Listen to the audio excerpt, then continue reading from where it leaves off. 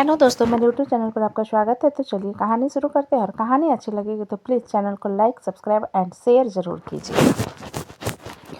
महक खुश होकर वैशाली के साथ बड़ा पाव बैठकर खाने लगती है। मृत्युंजय तब तक अंदर आ चुका था। महक मृत्युंजय की तरफ एक नज़र देखने के बाद उसे इग्नोर कर फिर से बड़ा पाव पर फोकस करने लगती है। मृत्युंजय महक के पास आकर बोला, महक, तुम्हें डॉक्टर ने स्ट्रीट फूड खाने से मना किया है, तुम जिद क्यों कर रही हो?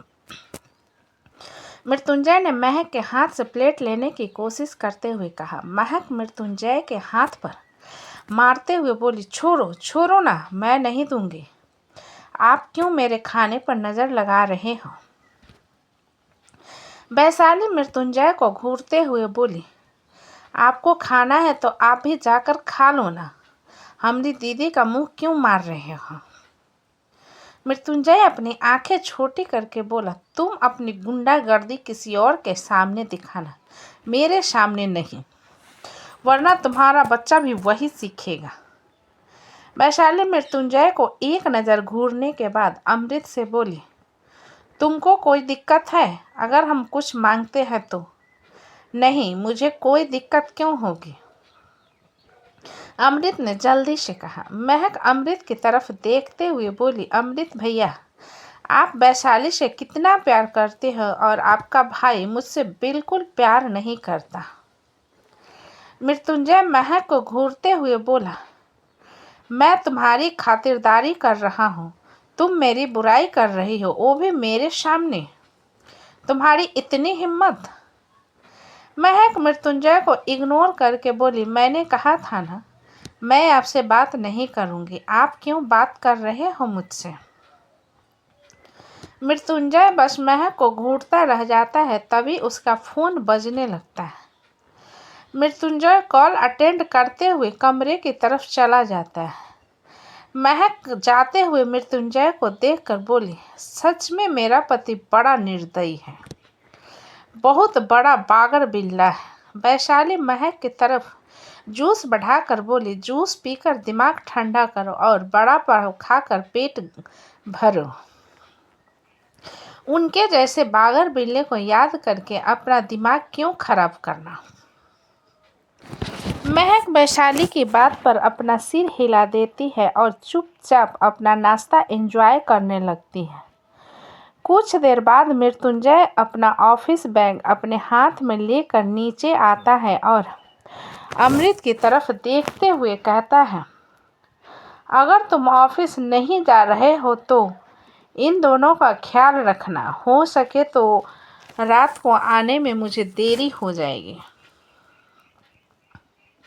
मृत्युंजय की बात पर अमृत सिर हिला देता है और कहता है, लेकिन तुम जा कहाँ रहे हो?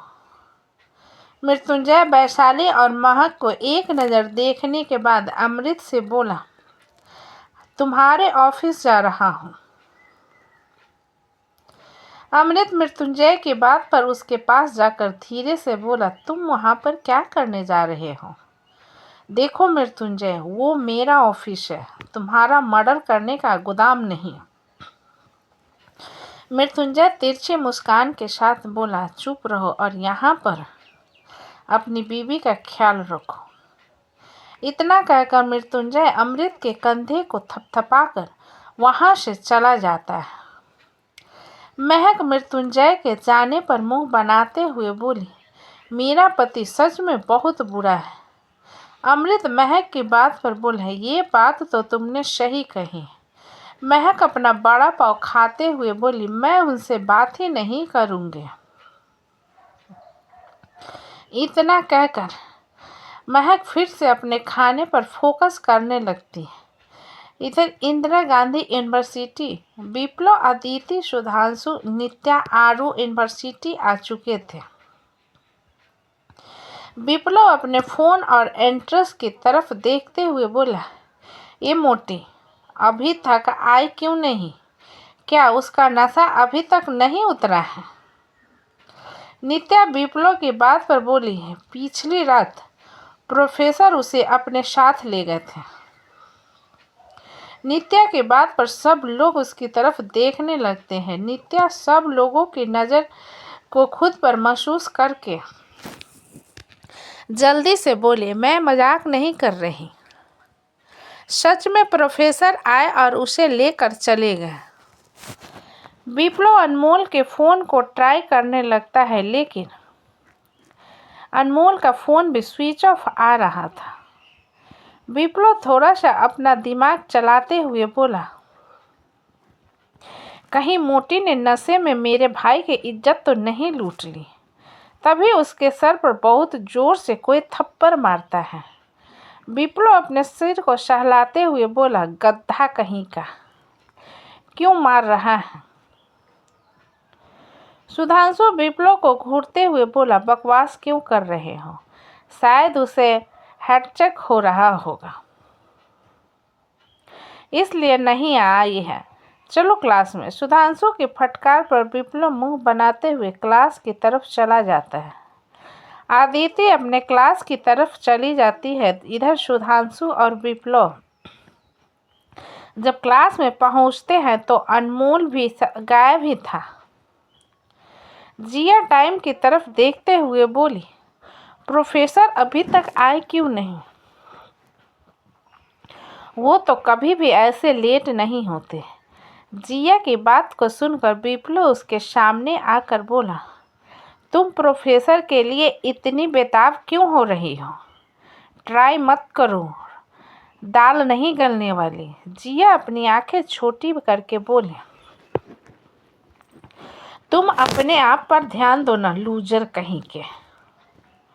विप्लव जिया को घूरते हुए बोला, लूजर हो तुम जो हमेशा मेरे ब्रो के पीछे पड़ी रहती हो? क्या तुम्हारे दिल को बहलाने के लिए आज तुम्हारी रिया नहीं आई, जो तुम मेरा दिमाग खराब कर रहे हो? जिया ने इरिटेट होकर कहा। विप्लव जिया के बाल को पकड़कर बोला, चुड़ैल, तेरी हिम्मत कैसे हुई मेरी रिया को घटिया कहने की? तेरा बाल नोच कर तुझे गंजी कर दूंगा मैं। सुधांशु आंखें बड़ी करके विप्लव को देखते हुए उसे जल्दी से जिया से दूर करने की कोशिश करता है और नित्या आरू जाकर जिया को दूसरी तरफ ले जाते हैं। विप्लव हवा में उछलते हुए बोला, मैं उस चुड़ैल को छोड़ूंगा नहीं। डाइन कहीं की, उसकी हिम्मत कैसे हुई मेरी रिया को अनाप शनाप कहने की? एक तो मेरे ब्रो के पीछे पड़ी हुई है और दूसरा मेरी रिया को गलत कह रही है। मैं उसका मुंह तोड़ दूंगा। प्लास्टिक सर्जरी की पैदाइश। सुधांशु विप्लव को कसकर पकड़े हुए बोला, अरे चुप हो जा, तुझे हो क्या जाता है? विप्लव गुस्से में जिया को घूरने लगता है, जो कि उसे ही घूर रही थी। विप्लव एक गहरी सांस लेकर सुधांशु से बोला, छोड़ो तो सही, मैं ठीक हूँ। सुधांशु कंफर्म करने के नाते बोला, तुम दोबारा उसके पास तो नहीं जाओगे ना? क्या उसमें फूल जहरात लगे हैं जो मैं उस पर चिपकने जाऊंगा? तुम भी पागल की तरह बात करते हो यार। विप्लव ने बिफर कर कहा। सुधांशु अपना सिर हिलाकर विप्लव से दूर हो जाता है और अपनी कुर्सी पर जाकर बैठ जाता है और विप्लव को भी अपने साथ ही बैठा लेता है। जिया आरू और नित्या को खुद से दूर करते हुए बोली, मैं बिल्कुल ठीक हूँ, जाओ अपनी जगह पर। नित्या और आरू अपनी जगह पर चले जाते हैं और जिया बस विप्लव को घूरते रह जाती है।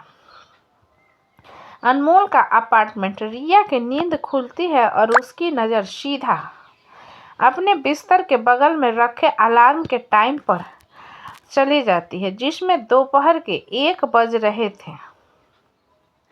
रिया तुरंत उठकर बैठ जाती है, लेकिन कुछ तो गलत था। रिया खुद को देखती है, जो कि एक सफ़ेद टी-शर्ट में सो रही थी।